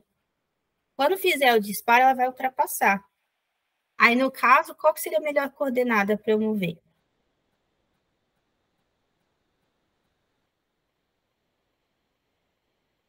Aí, no caso, a parte seria o Z um pouquinho menos, deixa eu ver, Z negativo, não, Z positivo. É aí que confunde, né? Eu iria no X negativo. X negativo? Depende de como ela está posicionada, né? Se ela está deitada, se ela está sentada, né? Não sei. Aí, independente se ela está sentada ou está deitada, tá? Ela vai aparecer dessa forma na minha imagem. E aí, então, eu preciso realmente mover o meu X negativo para afastar um pouquinho a agulha. E eu sei que, por isso que eu perguntei, porque na abordagem horizontal a gente confunde o X com o Z, né? Justamente pela posição dessa agulha. Deixa eu ver se tem uma imagem. Ó, lembra que, independente da abordagem, o Z, ele tá assim, a gente não está enxergando a imagem aqui na profundidade, o Z. A gente só consegue enxergar no X ou no Y. Então, no caso, a agulha, como ela já estava muito atravessada, a gente só conseguia deslocar o X e pronto, já afastaria. Não precisaria manipular de cima para baixo. Então, não sei se vocês estão enxergando minha mão aqui. Sim. Então, por exemplo, eu tenho... É que eu estou sem caneta aqui. Mas eu vou colocar aqui, simular o meu dedo e a mama, tá? Então, vamos supor, a lesão está aqui, né, dentro da mama da paciente, e eu tenho abordagem horizontal. Quando eu faço o meu pré-disparo, ele está aqui atravessando a lesão, certo? Se eu mover o meu X negativo, eu vou estar afastando a agulha.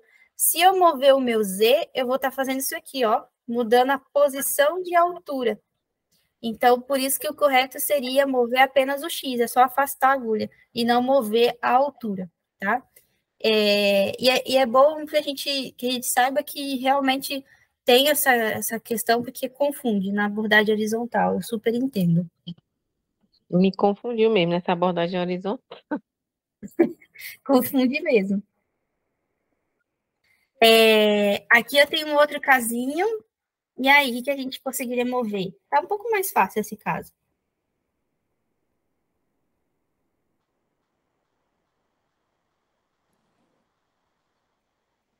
Agora ele entrou antes da lesão, né? Na frente da lesão, na verdade. Isso, aí no caso seria mover o X negativo. Agora o Y. O Y positivo ou negativo? Eu iria no Y positivo. Aí no negativo. Não, no negativo, né? Negativo. Isso. Boa. Então, aí a gente vai mover o Y em negativo, tá? No caso aqui, até o X também a gente poderia mover, porque olha só como está a posição da agulha. Isso é pré-disparo ainda, né? Então, ela está atravessando a minha lesão. Então, a gente pode voltar um pouquinho o meu X negativo, um pouquinho para a esquerda, e realmente mover o Y negativo. Isso aí. Agora tem o processo inverso, tá mais fácil, né? Aí também dá para mover o X negativo e dá para mover mais outra coordenada. O Y positivo. Isso, que a gente vai jogar sentido papila, né? Isso aí, tá? Aí a gente vai colocar Y positivo, sentido papila, e X negativo para afastar um pouquinho, né? Para não pegar um pouco melhor a lesão. E essa é a posição ideal quando a gente faz o disparo, né? Então, aquela janelinha, aquela abertura, ela tem que estar dentro da lesão. E aí, só a título de curiosidade, essa é a agulha no pré-disparo. O pós-disparo, ela fica um pouco mais larga, por isso que é importante, né, fazer esses desvios de coordenada, e com ela já aberta e disparada, ó. Então, é aqui onde vai fazer a remoção da amostra. E aí, uma coisa interessante, que muitas das vezes a lesão está muito perto do book, né? Então, aqui ele mostra um cálculozinho aqui, né? O Z, que é a minha lesão, né? Se o Z, ele é menor que a abertura da agulha, que é o B, né? E o C, perdão, né?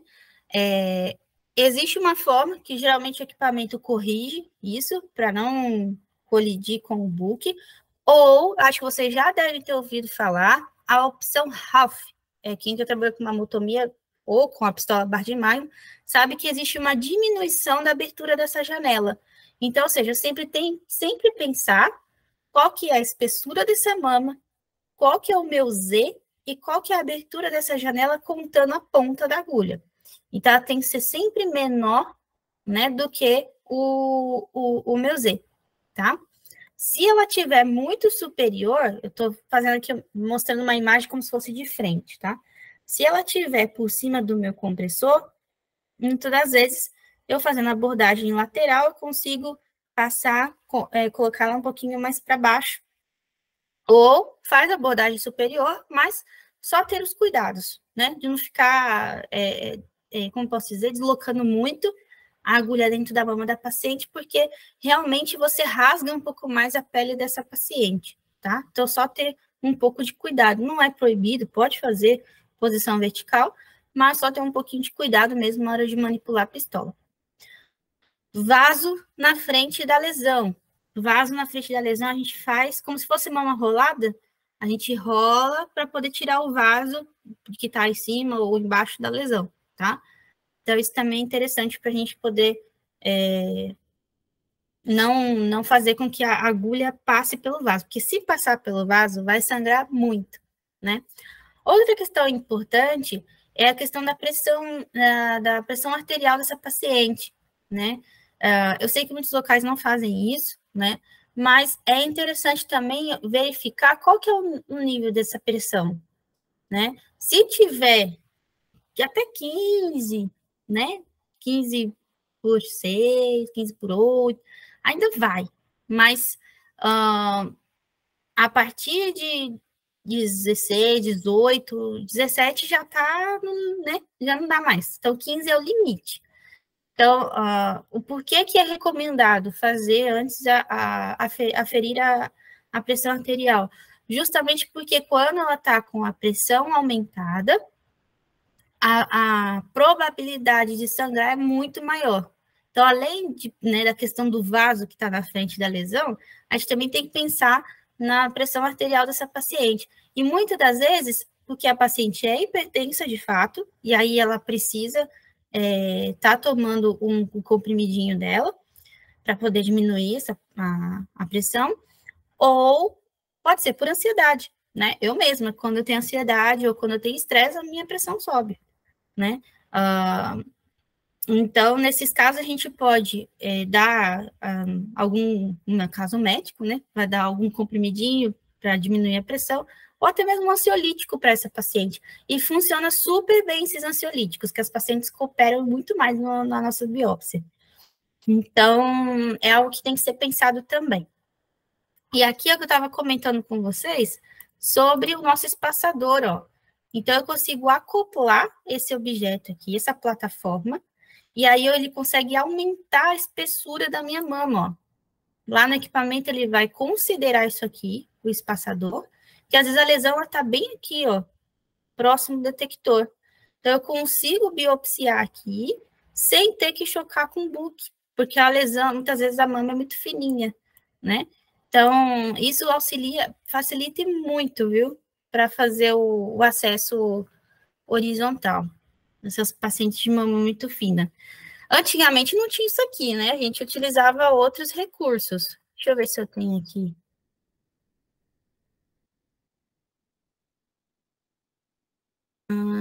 Deixa eu ver. Eu vou chegar naquela imagem lá, mas eu acho que eu tinha colocado aqui uma imagem da caixinha de Ferrero Rocher. Mas dá para comprar aquela caixa de bombom de Ferrero Rocher e passar um filme assim em volta, né? Outra coisa legal também, sempre passa um papel filme ao redor por cima do meu book, porque acaba, tem casos que sangra bastante, suja bastante, coloca também uma toalhinha, um papel, enfim, no colo da paciente, porque muitas vezes corre sangue por debaixo da mama da paciente. Então, esses cuidados é interessante também ter. E hoje em dia, só a título de curiosidade, os equipamentos também fazem essas correções para a gente. Às vezes a gente fica insegura, a gente fica com medo, porque a gente não está vendo a lesão de fato ali, né? A gente não sabe até onde a gente pode ir. Mas o próprio equipamento, ele te avisa se a lesão está acessível, ou se precisa de algum tipo de correção, ou se realmente, olha, vai colidir, vai chocar com o book e não dá para enviar. Ele não permite enviar. Porque ele diz que o alvo, ele está muito próximo do meu book, e a ponta da agulha vai chocar com o meu book. Então, muitas das vezes, ele permite corrigir, ele levanta um pouco a minha agulha, acho que essa imagem representa um pouco melhor. Então, o que ele faz aqui, a lesão está no centro, mas vai chocar com o book. Dependendo da posição, ele consegue subir um pouco mais a minha agulha, ele vai corrigir, e a minha lesão vai estar dentro dessa abertura. E aí é possível fazer a biópsia de forma tranquila. Aí é o caso que eu comentei com vocês, ó, lesão superficial, né? E aí, nesses casos, eu posso usar aquela bandejinha fechada, né, Alice, que a gente estava comentando lá no comecinho, a bandeja fechada, e aí a minha lesão, ela desce, ela não fica mais na pele. E aí eu consigo fazer a abordagem horizontal. Então, isso salva a nossa vida, viu? Há outras coisas também de curiosidade, são os errinhos, né, os avisos que o equipamento te dá. Hoje em dia, os equipamentos são muito mais modernos, então eles te avisam de todas as possibilidades que podem ocorrer de erro. Se a agulha está muito curta para chegar na lesão, então, por exemplo, pode ocorrer, a agulha ele vai dizer que está muito curta, ela não vai chegar. Eu consigo deslocar o meu posicionamento, reposicionar para conseguir inserir a agulha na lesão, ou a agulha vai transfixar a mama da paciente. Então, tudo isso ele vai te avisando. Então, resumindo, modificando o posicionamento ou abordagem é possível, tá? E por quê? A gente tem que pensar nos fatores de conforto da paciente, ou muitas das vezes porque não é permitido por aqueles casos que a gente já viu anteriormente, tá? O valor de Z ou de espessura, coloquei T aqui, que é de thickness, que é a espessura, tá? O valor de Z, muitas vezes pode estar muito inferior, muito superior, ou problema de rasgo na pele da paciente, que, né, tem que tomar esse cuidado na hora de fazer a biópsia, ou porque a lesão está muito próxima do book. E, além disso, a questão de movimento da paciente, isso ocorre com muita frequência, tá? As pacientes, elas são curiosas, elas gostam de ver o que está acontecendo ali, principalmente mamógrafo, né? Porque é diferente da mesa, que ela nem sabe ali o que está acontecendo, ela está ali vendo outras coisas, pensando em outra coisa. Mas no mamógrafo, ela vê toda a situação acontecendo, né? Então, ela é curiosa e quer ver a agulha entrando, ela quer... E nesse movimento dela olhar, é onde ela, muitas vezes ela tira a mama dela. Ou ela já está agoniada, já quer sair, já está nervosa e ansiosa, ela acaba se movimentando. Então, uma dica antes, sempre marca ao redor ali, né, da bandejinha, quando a gente está falando da bandejinha aberta, tá? Marca aqui a região, ó, porque se ela se mexer, ali a canetinha vai mostrar. A gente vai ver que a marca saiu do lugar. Se a marca saiu do lugar, ela se mexeu, tá? Então, isso é importante. Sempre marquem antes, tá? Juliana? Pode falar. Oi, Juliana. Boa noite, Elisandra. Só para Só para dizer para vocês, aí até como forma de respeito, eu não estava participando, eu estava ouvindo o tempo todo, eu só não estava falando porque eu estava fazendo minha filha dormir. Minha filha é autista, então eu não podia falar. Quando você dizia, Elisandra, eu não podia falar naquela hora. Agora que ela dormiu, e aí eu vim para o outro quarto, viu? Só me respeito a Não, fique em vocês, uma paz. excelente aula, tá certo? Tranquilo, Elisandra, fique em paz. Depois você perdeu alguma coisa, acho que dá para assistir de novo, né, Homero? Não, eu não perdi nada, não. Eu assisti, eu escutei tudo, assisti tudo sim, eu consegui. Ela fica quietinha, eu só não posso falar. Eu só não posso falar. Mas agora Ah, está tranquila, ela já dormiu, agora estou tranquila. Então beleza. Então se deu para assistir é o importante. Assisti, sim. Então é isso, gente. Então, essa questão da marcação em volta, né? Vocês podem utilizar aquele marcador permanente e trabalhar dessa forma, que se a paciente se movimentar, vocês conseguem visualizar. E outra questão também é a compressão na mama da paciente, tá? A mama da paciente tem que estar tensa e firme. Ela não pode estar. Vocês podem apalpar por cima, onde vai ser feita a biópsia, ela tem que estar bem comprimidinha, tá? Claro, a gente não vai esmagar a paciente, né? Porque a gente está fazendo uma compressão muito mais focalizada. Mas é importante estar bem comprimido. E no momento que a gente termina a biópsia, né? Ou até mesmo ali quando está comprimida, pode acontecer de ter bastante sangramento.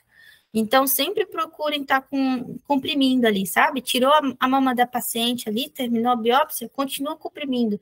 A paciente vai reclamar que está doendo, muitas das vezes, mas tem que comprimir bem, tá? Pode pegar uma gaze, né, e ficar comprimindo. Tem que colocar gelo na região, dependendo do caso, né, porque tem algumas mamotomias que causam hematoma na mama da paciente. Então, tem que dar algum tipo de analgésico. A paciente tem que ficar pelo menos um dia ou dois, na verdade, 2 dias, né? Já seria suficiente. 2 dias sem fazer nenhum tipo de esforço, né? Então, é importante dar essas instruções para a paciente. Banho de gato, nada de ficar lavando essa região, ficar esfregando, tá? É importante comprimir bem, porque quanto mais você comprime, menor é a chance, na verdade, você está praticamente estancando ali a região, tá? Então, por isso que é importante manter o tempo todo bem comprimido. Vai apertando e segura, tá? Colocar gelo no local, espera um tempinho, deixa a paciente descansando numa outra sala, e, enfim, a equipe de enfermagem geralmente dá esse apoio, e depois sim a paciente é liberada, né? Aí tem que ver se ela não tá tendo tipo de reação, se ela pode ocorrer desmaio na sala, pode a paciente chorar, pode ser que o paciente grite. Então, diversas situações podem ocorrer. E aí é muito importante aqui do nosso lado, né, a gente fazer a nossa parte de estar sempre ali, prestando apoio na paciente. Pô, eu sei que é muita coisa para a gente pensar, né? É posicionamento, é coordenada, é disparo, é um monte de coisa, detalhezinhos que a gente tem que pensar. Mas o principal ali, e que é muito importante, é sempre estar de olho na paciente, né? Então, muitas das vezes a gente está ali compenetrado com milhões de coisas e esquece da paciente, né? Então, esse momento de interação com ela é muito importante. Você pode conversar com ela. De onde que a senhora é? Quantos filhos a senhora tem? Outra coisa bem legal que funciona, a música, né? Eu geralmente gosto de fazer isso, né? A paciente entrou na sala, que tipo de música a senhora gosta de ouvir, né? Eu gosto de Wesley Safadão, então a gente vai pôr Wesley Safadão fazendo biópsia com Wesley Safadão. Eu gosto de escutar louvor, então a gente vai fazer a biópsia escutando louvor. Então a gente vai trabalhando com jogo de cintura, fazendo mais ou menos o gosto da paciente aí, para que ela se sinta, não posso dizer, um processo menos traumático para ela, né? Tem locais que tem televisão, que a paciente pode estar assistindo, né, outras coisas, tem outras N possibilidades, né? Tem pacientes que gostam de colocar venda nos olhos, né, para ela não ficar olhando, enfim, tem N formas de trabalhar com a paciente. E Se houver esse movimento, se a paciente sair do lugar, o que a gente faz? Vai seguir a biópsia? Não. Dependendo do caso, vocês têm que reposicionar a mama, reposicionar essa lesão, fazer imagem 0, 15, 15, marcar o alvo, tudo de novo. E dependendo do caso, tem que fazer até uma segunda incisão. Se for muito próximo, 1 milímetro, 2 milímetros, a gente consegue desviar, que aí não vai abrir tanto a pele da paciente, o buraco, né? Mas, se for muito distante, aí realmente é melhor fazer uma outra incisão, tá? E aqui o que é importante, sempre segura a mama da paciente, tá? Porque o momento que vocês estão segurando aqui, é o momento que faz o disparo, principalmente quando a gente está falando de mamotomia. O disparo da mamotomia é muito mais abrupto, tá? Então, nesse disparo é onde muitas vezes ou a paciente se move, ou a lesão ela é empurrada. Então, a gente tem que tomar esse cuidado também, tá? Então, é mais fácil a gente segurar a mama da paciente, põe a mão nas costas da paciente, segura a paciente e aí faz o disparo, que é para ter menos movimento possível. E aí tem a imagem que eu comentei com vocês da caixa de bombons Ferreiro Rocher, né? Tem umas que são as pontinhas mais arredondadas, né? Mas existe essa possibilidade, tá? Coloca um papel filme, a caixinha de bombom de Ferreiro Rocher, isso em equipamentos que não tem o elevador de mama, tá? É possível também fazer. Aí só outro caso interessante, por algum motivo ele não estava reconhecendo colocar o alvo aqui, colocar um alvo, mas por algum motivo ele não reconhecia XYZ. Então, nesse caso, começa tudo de novo, reinicia tudo, fecha o exame, volta a abrir, faz 0, 15, 15, e é o que eu falo para vocês. Tá dando ruim? Não continua, volta tudo do zero e reinicia tudo que dá certo, tá? E aqui, só para a gente finalizar, eu vou mostrar o vídeo aqui para vocês de todo o procedimento de passo a passo, tá? Esse aqui é a biópsia do Pristina. Ela vai ter que remover o book, os acessórios que são usados na rotina. E aí ela vai encaixar o book da estereotaxia.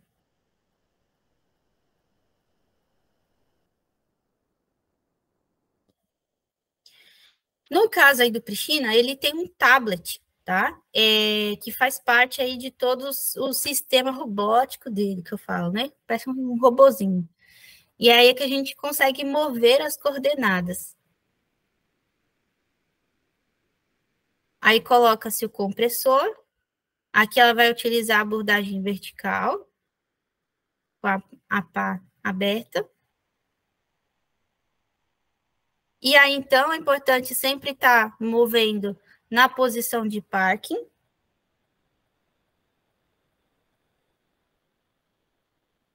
Por que de parking? Porque eu preciso que ele saia do campo de visão, eu preciso que a lesão esteja dentro da minha abertura, né? Senão ele vai ficar em cima da colimação. Aí, então, vai posicionar a mama da paciente. Você pode usar o pedal ou compressor manual, tanto faz. E aí, nesse caso, olha lá que legal, a paciente está em decúbito lateral. E a abordagem vai ser feita vertical. Possivelmente, essa lesão, ela está superior lateral, inferior superior.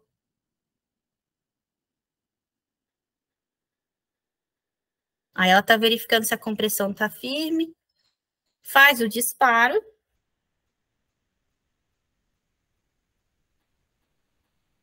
E aí verifica o scout. Ok, então nós encontramos e vemos que a lesão está dentro da área de interesse. Aí então ela vai fazer as imagens do par estéreo, que é o 15-15. Está dentro do local, belezinha. Aí então a gente vai fazer marcar o alvo.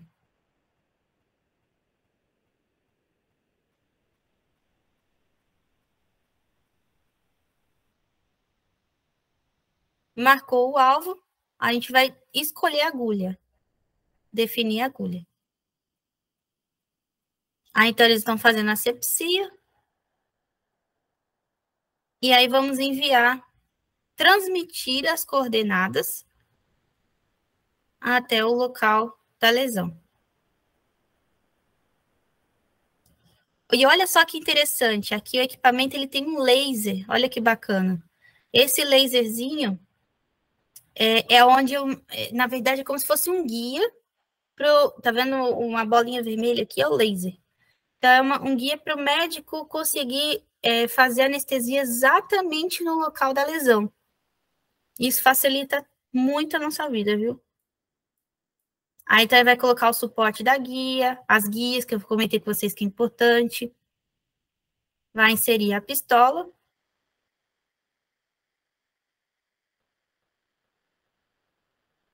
E pronto. Aí, basicamente, agora faz a imagem do pré-fire e a extração da amostra.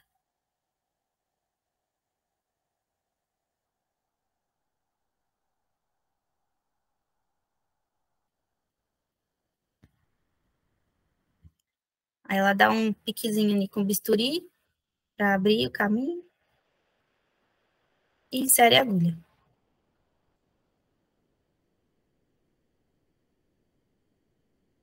Aí eles vão fazer uma imagem pré-fire. Aí vão verificar se a ponta da agulha está no mesmo local que foi marcado.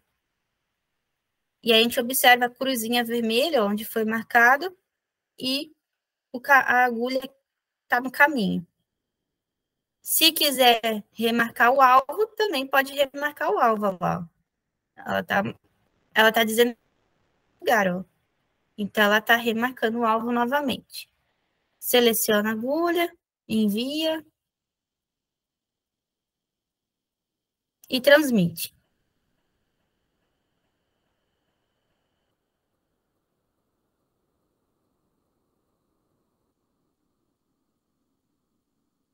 E aí, faz o disparo, eles podem fazer uma imagem pós-fire para verificar.